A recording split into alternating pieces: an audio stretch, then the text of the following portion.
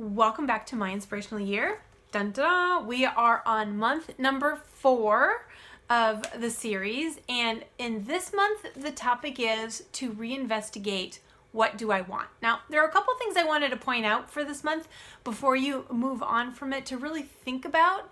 The first thing is you have to realize that as you do this work, what's going to happen, as you go month to month to month, there is a very specific unfolding process that occurs with this journal.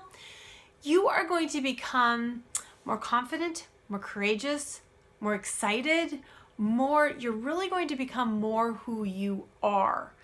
And as a result of that, your dream will probably grow. So stick with me here. Think of what you want, what you really want in your heart of hearts, as deep inside an onion, okay, the core of the onion. And the onion has layers and layers and layers of limiting beliefs that have been placed on you or you've placed on yourself over the years of, I can't do that, you can't do that, you're not good enough, you don't have the skills, whatever it is. All of these beliefs that either a coach told you this or a parent or a peer, you're not good enough, that's too hard, whatever it is. Well, as you start to become more intentional about working towards what you really want, what happens is these start to peel away. Maybe I am good enough. What if I do have the skills? What if I can learn them? What if I deserve to have this? What if? And what happens as you get closer to your core is you start to feel bigger. And when I say bigger, I mean more authentic, okay? Those layers aren't who you are. You aren't about limited possibilities. You are about infinite possibilities. That's who we all are at the core of our being. So as we begin to uncover those layers, we begin to tap in deeper and deeper and deeper to who we really are and what we really want. So what I want you to notice as you go through this month and looking at what it is I really want, I want you to think about it. It's like, okay, do I want more? Mine just gets bigger. I've been doing this actively for probably 15 years, maybe 20.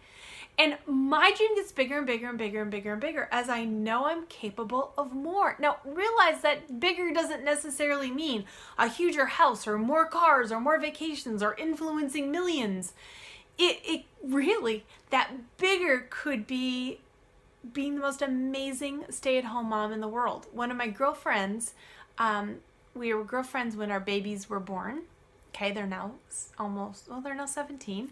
And when I started talking about this living your extraordinary life thing, she said, now's not my time. And what was really interesting, because she wanted to be a stay-at-home mom, is I looked at her and I said, you're one of the people who inspired this. And she said, what are you talking about? I said, you rock staying at home with your kids. You love it.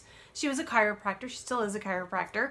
And she, her husband's also a chiropractor. They had an office together. She gave all of her patients to her husband. And she's like, I want to be home with the kiddos. And she loved it. She rocked it. And I said, this is what I'm talking about. Your extraordinary life was whatever you want. Your dream is whatever you want.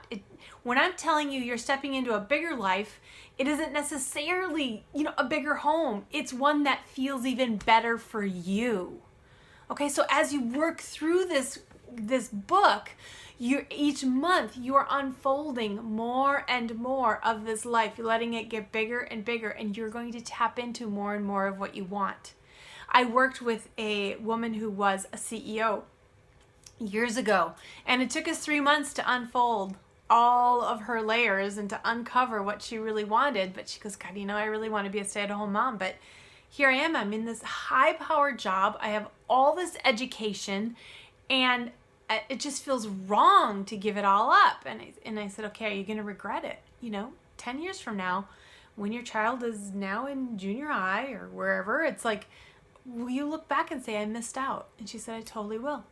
So we figured it out, and she went to stay-at-home momming. She did it for 2 years, and she said, oh my gosh, this is not for me. I love my kiddo, love him, and I can't do this full time. This does not work for me. And she actually went back into a different kind of job that really makes her happy. But here's the thing. She no longer wonders, right?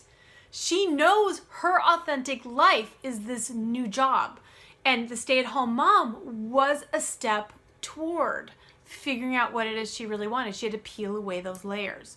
So I want you to look at what it is you want and just say, am I ready for something bigger? Am I? Maybe, maybe not. I don't know. I don't know. And maybe that something bigger, if you will, is something smaller. I had another client who went from a 3-bedroom townhome to a 1-bedroom cabin in the woods. Okay, so her life actually was smaller, but it was bigger because it was a more authentic life. Okay, the physicality of it was smaller, but the emotional, the spiritual aspect was huge. So I really want you to wrap your head around that, because it's very important for you to realize that in stepping into your extraordinary life, whatever it is, it's often smaller physically, but it is a larger life for you because it better represents who you are. Now, the other thing I want you to keep in mind is if whatever it is that you want is something you've wanted for a really long time and you still don't have it, there's one of 2 reasons why that is. The first one I really want you to look at, I want you to make sure that what you want is really what you want. And it isn't something that maybe you wanted years ago and you've outgrown it. It's like, God, I don't even care about this anymore. But wanting it as a habit that you've just gotten used to, you know, every New Year's, though, that's the one that gets written down because you've done it year after year after year after year. Or maybe it's something that someone else wanted for you, maybe a spouse or a parent or a favorite teacher, and it's just something that's been there, but the reason you haven't achieved it is because it's really not yours. It's not your dream. Or the second reason you haven't achieved it is because you had to grow into the person that could do it, whatever it is. Okay? So maybe you had some growth work, and this will get you even closer in order to become that person. You had to be someone, you had to grow into feeling like you deserved it. You had to grow into feeling like you were good enough, that you had the skills, that you had the leadership capability, that, I don't know what it is. Everyone's a little bit different. And here's the thing, is really important to remember, is everybody is also different on what challenges them.